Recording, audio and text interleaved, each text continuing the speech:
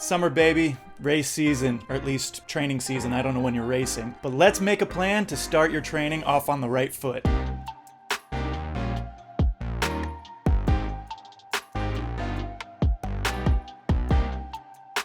What's up, y'all? It's Alexander Tucker. Thanks for dropping in on my channel. This channel is for all things endurance, ultra running, adventure travel, anything that gets you outside experiencing this wonderful, beautiful world. In this video, we're going to talk about a few things to implement into your training to start your training off on the right foot. But before we get there, I want to take this brief moment just to do a couple of shout outs to some recent subscribers, mostly because I have no way to reach out with you. I really wish YouTube gave me the ability to send a direct message to you to say thank you and I appreciate you, but I can't do that. Right now, I'm just going to say thank you to a couple of you most recent subscribers. Random Tech Guy, don't know who you are. Poostfam, awesome name. Round the World, Adam Thompson, love you, buddy, thanks for following. Puma with 2 O's. Catherine McManus, Tony C. You could go anywhere in YouTube and I realize that, but you choose to be here with me, so thank you. I appreciate your time and subscribing to follow along on this journey with me. With that in mind, go ahead and hit subscribe to follow along with some of these new friends here. All right, let's get into it. So the reason why I'm thinking about this today is because 3 months from today, I run my goal race for the year, Javelina 100. Now this is going to be my 4th time running Javelina 100, and every year I build my schedule around one big key race. And then I pepper through that training all along the way, some fun races, some adventure projects, lots of miles on the road, on the trails, wherever it is. I try and spend my time training creatively and with lots and lots of fun, because this is what I love to do. But I also know that there are pitfalls, and it's a really confusing thing to tackle a race without a lot of experience. Where do you go to find out how to do it? Who do you get to do it with? What races should we run? For over 15 years, I have been running trails and training for endurance races, which has given me a little bit of perspective on how to do this right. Now, I don't do it perfect every time, mind you. My hope is in sharing this that it'll give you a bit of a platform to help skip a few steps for your training too. Really give you the chance to start your training off on the right foot, skipping the confusion and hopefully giving you some confidence to be a better runner. If you have been tracking with me in this channel for very long, you know last year I ran UTMB, and that goal race was in September 1st, 2023. The reason why I did that race is because it was a goal race for about 10 years, and I finally got in, decided to go to Chamonix and have the best time of my life. But it was very, very difficult, and I knew that in order to do that well, I had to dedicate the time and focus to execute that race the way that I wanted it to go. Not just crossing the finish line at the end, but also enjoying the race in the process. Which, if you're like me, have ever towed the line at a race before, you know not every race goes the way that you want, and not every race feels good. So in light of that, this year I'm going back to Fountain Hills, Arizona to run Javelina 100. This will be my 4th time doing it. I've set a personal record there. My PR is at Javelina 100 in a, ironically, 100-degree race. Then I had another terrible race one year and then DNF'd, and now I'm hoping to go back and set a new PR there. Running any race, regardless of your experience, can be daunting. So we hope to set out with each time we do it and give ourselves a little bit of leg up by learning from the people around us. Whether you are a new runner getting off the couch to run a 5K, or an experienced runner that's hoping to set a new time at a marathon, or a well-seasoned ultra athlete that is training for a 200-mile race, all of these principles are the foundation to give you a great training season. So let's go. The first is just have a plan. Doesn't really matter what the plan is. If you're just getting out there and new to running or are very experienced, we all need a plan. Just having a plan is going to give you an advantage over most people that ever lace up their shoes and start a race. So what do I mean by a plan? As with all things, you don't really know where you're going unless you have a roadmap to get you there. And what is your roadmap to the starting line of race day? That's a training plan. There are hundreds of training plans out there, and you can basically choose any one depending on your personality, your lifestyle, your interest in running. Whatever it is, there's a training plan out there for you. I'm not going to go through all the training plans right now. That's a very different video, but I will leave my suggestions for training plans in the description below. That's everything from a couch to 5K to a fast 10K or a half marathon, running your first marathon, all the way up to books for ultra runners like Jason Koop's Training Essentials for Ultra Running, which is my go-to plan for this.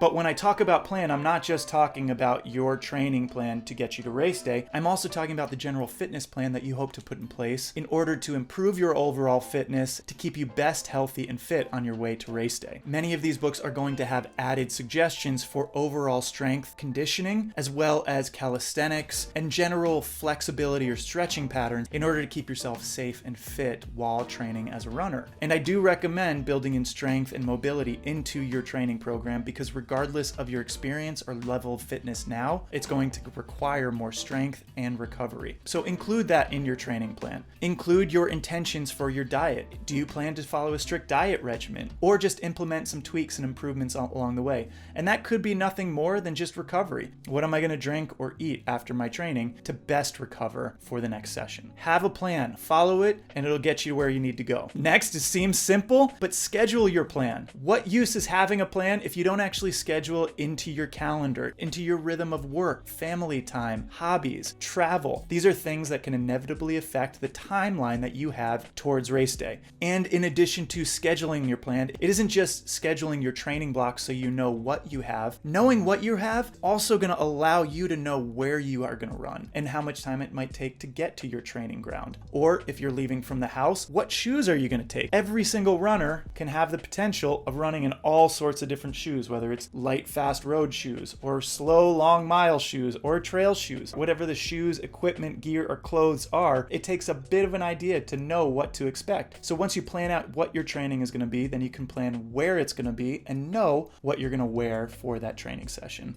So I know that this is simple stuff, but my hope is that with each idea, you find a little something that can influence you in a positive way on your training program. Using last year in training for UTMB, for example, I knew that it was going to take a whole lot more time than I had previously dedicated to my training. So I ended up having to carve out a lot of time in my schedule specifically for that. And my Saturday and Sunday long runs, or my midweek training sessions, sometimes infringed on social time or other hobbies. I think that's inevitable. It's okay, but it's also just a season. Just getting to where you're going, crossing that finish line makes it all worth it. So my hope is that you find something helpful out of each idea here. Before we move on, hit that like button if you're finding this helpful. All right, on to the next one. Share your excitement with the people in your life. This is a simple one too, but sometimes we get a little nervous to share things in our life if we're uncertain of what the outcome might be. I believe that activation of sharing it with the people that we care about, our family members, our friends, our coworkers, not everybody, but a few people, can help boost that excitement to give you more momentum along your training. And this sounds silly, but it also helps them know what to expect from you. If you're going to be training for something and putting yourself out there in physical ways, it might take more time and it might take more energy from you. So if you have to excuse yourself from a Saturday or Sunday for training, or if you're going to miss a hangout, or you're going to come late and feel really tired, then at least they know why. And next, get accountable. This is different than the last step, because the last step was just communicating. This one is actively engaging with individuals that can hold you accountable for your training. Now, this is the stage where coaching can really benefit. If you have never experienced coaching before, there are all sorts of coaching out there that we could refer to in this idea of accountability. Of course, in this example, running, or general diet and fitness, or life and business coaching. All of these things are built on the idea of accountability. Coaches working with individuals to create a plan of action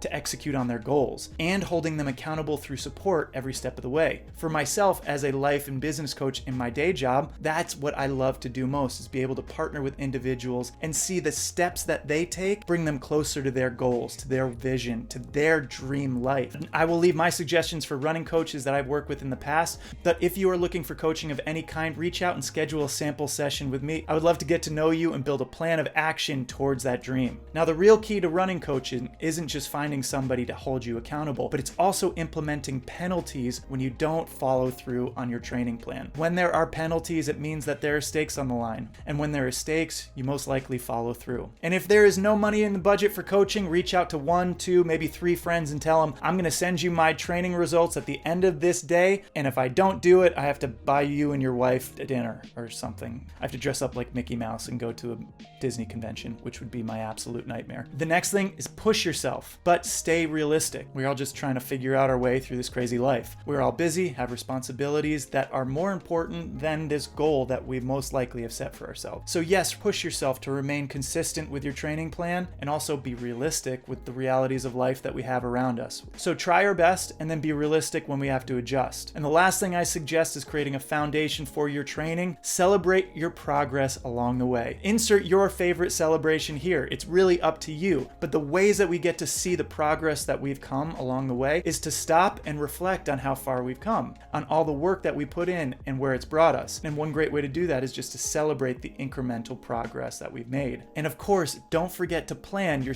celebration for the finish. When you get to that race, regardless of whatever happens at that finish line, if you have put the work to get there and you've run that 5K the best that you could, how do you want to celebrate yourself? Because you deserve to celebrate how far you've come to get there. I'm getting chills thinking about it because that's my favorite part of it, is not just running the race, but getting to reflect on all of the hard work that got me there to begin with. From the idea of thinking, what's my challenge for this year? What's my physical challenge? What's my business challenge? What's my personal challenge? We all have challenges that we want to rise and overcome. I like races because they are a physical challenge that 15-year-old me, 20-year-old me never would have imagined I could do this. So I work hard to implement celebrations into my schedule to make sure that I am celebrating who I know I want myself to be. If no one else is doing it, might as well be me, right? There you have it. Those are my notes for creating a foundation to start your training off on the right foot. If you are new here, as I said before, hit that subscribe button to continue to follow along on this journey of ultra running and adventure travel, sharing my wisdom and experience along the way. If you are a runner or have experienced training for something,